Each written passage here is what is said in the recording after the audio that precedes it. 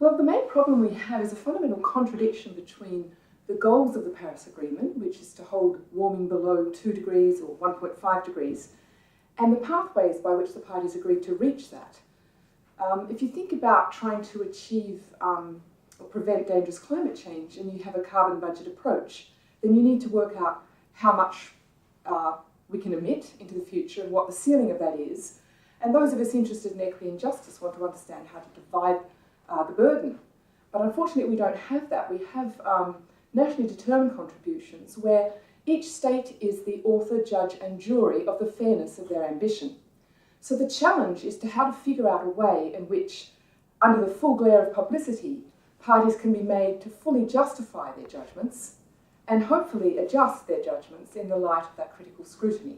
So I see that as the major challenge.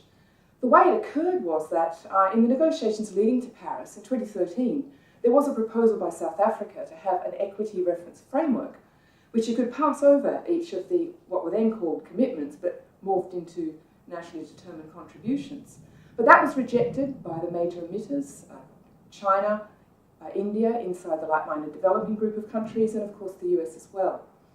And so we moved to this flexible approach. And then in the COP just prior, that's the Conference of the Parties just prior to Paris, at Lima, a big breakthrough for climate justice groups was a requirement that all parties justify the fairness of their ambition, or justify their ambition and the fairness of their nationally determined contributions. But if you actually look at what was submitted in the year leading up to Paris, it was a pretty woeful job in defending fairness and ambition. Many countries had very short justifications that simply declared their NDCs to be ambitious and fair. Others provided, a few others, like Switzerland, provided a very elaborate justification, noting the room for reasonable pluralism when it comes to thinking about justice. And the developing countries put in some very interesting conditional NDCs in many instances.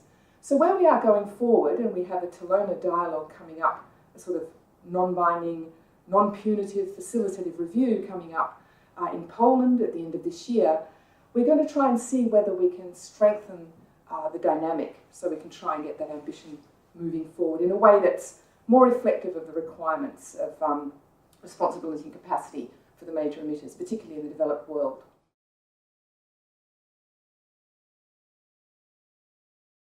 Well, as everyone knows, we have a huge mitigation gap.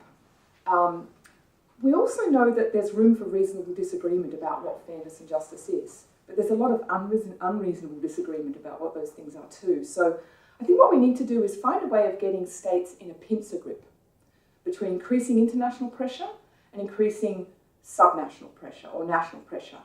So at the national level or the international level, that full glare of publicity, and one idea I've had is to require all parties, when they justify the NDCs, to provide information across all the different justice metrics so we can fully see where they stand, because what we have is cherry picking.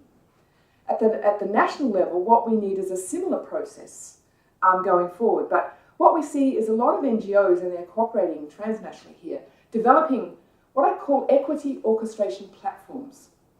And these are different efforts by different NGO and think tank groupings to develop equity reference frameworks that are pluralistic, that acknowledge there's different ways of cashing out responsibility and capability, or using per capita cumulative emissions, or there's a range of different ways of doing that, and then running the NDCs through all of these and comparing them across a range of reasonable, pluralistic ways of thinking about climate justice. And you often see a convergence about these different metrics, although they tend to line up the usual suspects who need to do the most.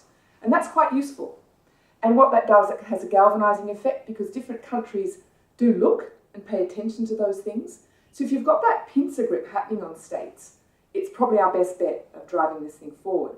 But because they're nationally determined contributions, so much more is now going to be dependent upon national NGOs and what's going down at the subnational level as well.